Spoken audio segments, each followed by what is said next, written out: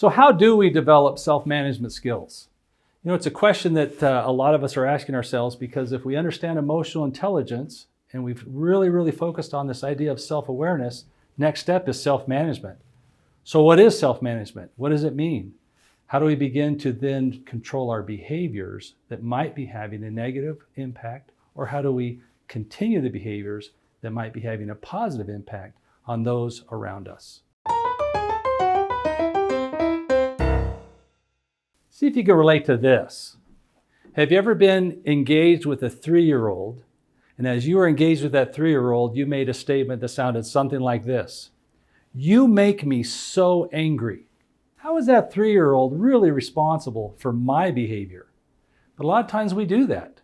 That's what we call self-awareness, moving into self-management, where I begin to own I am responsible for my actions and my behaviors. So how about you? What are things that you do from a self-management perspective when you're under stress, you're up against timelines, you've got something that's got to get out right away, you have a teenager that's trying to get somewhere and you don't want them to go? What do you do in those circumstances and situations that really either help or hinder that relationship? So if you could capture for me down below in the comment section, what are your worst or best behaviors that you found great success or really had some problems with? So what we're going to talk about now is really 3 key components. What is emotional intelligence? We all have heard about it, but let's really clarify that. What is self-management? And what makes up self-management? Because if I've got to get good at it, I need to understand what it is. And lastly then, how do I begin to improve and change and become better at managing self? So first, let's talk about emotional intelligence. There's all kinds of research out there. There's books. Daniel Goleman is kind of the father of emotional intelligence. Some 20 years ago, he really began this journey and writing and doing a lot of research around this. I read a book from his about 20 years ago called Primal Leadership. And as I read that book, it really resonated with me that what he was really talking about was these are all skills to be a great leader, but I actually thought even better, they're great skills to be a good human. So I went ahead and took the liberty to take his 26 core competencies that he had defined in that book, and I created a whole assessment and course around that so that I could really understand really deeply what this idea of emotional intelligence is. So in our world, emotional intelligence is 6 categories. 3 are personal and 3 have to do with others. The first 3, which I think are the most important, are self-awareness, self-management, and self-motivation. And in each of those, there are specific competencies that are addressed that we really need to focus in on. In just a few minutes, we're going to talk about those competencies of self-management. Then, as we deal in the public setting and in the world out with other people in relationships, there's 3 competency areas called social awareness, organizational management, and organizational motivation. And there are specific competencies identified in each of those 3 areas that also can help us in growing and building our emotional intelligence. So let's go back to self-management. As we talk about self-management, really in its simplest form is, how are you showing up in managing your emotions on a regular basis? To do that, there's 5 areas that we want to identify that if you look at these 5 areas, you can pretty much clarify what behaviors you're good at and what behaviors you're not good at. The first area we want to talk about is self-control. Now, we think we know what that is, but really when we're talking about self-control, we're talking about your ability to, 1, recognize when your emotions are getting out of hand.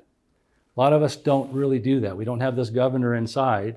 That little 3-year-old did something, I was really upset about it, and so I immediately jump in, and in that moment I'm not stopping and saying, I'm getting frustrated right now. But that's what self-control is the ability to recognize, the ability to stop, and the ability to be appropriate. That's what we talk about self-control. The second area we're talking about is being trustworthy. Under self-management, being trustworthy says, do you do what you say you're going to do? And are your behaviors aligned to your values? That's a critical component here. Because then what we need to ask ourselves is that, do I really have values that I've clearly articulated are critical for me and my success? Give you an example. One of my values that as I've been living my life for the last 20 years, part of my mission is one of my values is compassion. Well, every year I pick a value to work on to get a little bit better at. And this one year I'm working on this value of compassion. And my daughter, I'm on a trip, my wife calls and says, hey, you need to talk to your daughter. I don't know why she was my daughter in that moment, but she was. And so I'm talking to my daughter about her work and things that are going on, and I'm getting a little frustrated. And I know that I'm getting frustrated, but I'm not stopping from letting her know that I'm frustrated. And she immediately says, Dad, can we stop for a second? I know the value you're working on this year is compassion, and I really don't think you're being very compassionate right now. So I was able to stop. She helped me. I was able to stop, and I said, you know what? You're absolutely right. So let's do this. Let's hang up right now. Let me get composure because I want to be able to have a better conversation with you. And we'll get back on the phone in about 30 minutes. Can we do that? So that's what we're talking about. And in that moment, when I did that and I honored her, that built trust, increased my trustworthiness with her. Critical component on our ability to manage self is how are we managing our trustworthiness? Third is our conscientiousness. Now, really at the core of what we're talking about, conscientiousness is that am I personally accountable? Do I own what's happening to me in my life? Or do I become a big victim and am I blaming other people for what's happening in my life? Statement I used to hear and a lot was, I'd be really happy if my wife wasn't such a nag. And I would look at the person, I'm like, well, first off, I don't know whether your wife's a nag or not, but what does her behavior have anything to do with your behavior? In other words, you can be the best dad, best husband you could be. What does that have anything to do with them? So this is what we talk about being conscientious is I own it. It's my ability to control, to manage self. And so that's an important concept to understand when we talk about self-management. Fourth is our ability to be adaptable. As we go about our lives, are we bound and set to a certain way, a certain pattern, or do we have the ability to be adaptable, to go with the flow per se? And this is a key element in my ability to manage self. And if I'm able to be more adaptable, then that impacts and helps the relationships that I'm working with and the people that I'm trying to either lead or work with, to let them know that I'm part of the team. It's not about me. So adaptability is critical in my ability to manage self. The last is innovativeness. How open am I to change? How open am I to other people's ideas? So when I'm talking about self-management, again, innovativeness is at the core of my ability to be flexible, to be adaptable, to have trustworthiness. So all of these kind of work together, but as we talk about this ability that we have to have self-management, all 5 of these areas are critical. So to kind of sum this up, for me to gain emotional intelligence, I know we need self-awareness, but after I've achieved self-awareness, I really need to focus on self-management. And as I focus on self-management, 5 key areas to look at are, do I have self-control? Am I trustworthy?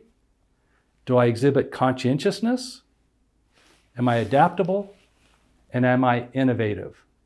And if I can say yes to those, or I can know where I have gaps in those and begin to close those gaps, my self-management will grow, which ultimately will impact my emotional intelligence. Subscribe below and take advantage of all the great content that we'll be offering on this topic of emotional intelligence. And we invite you to join us on our journey of putting the human back into humanity.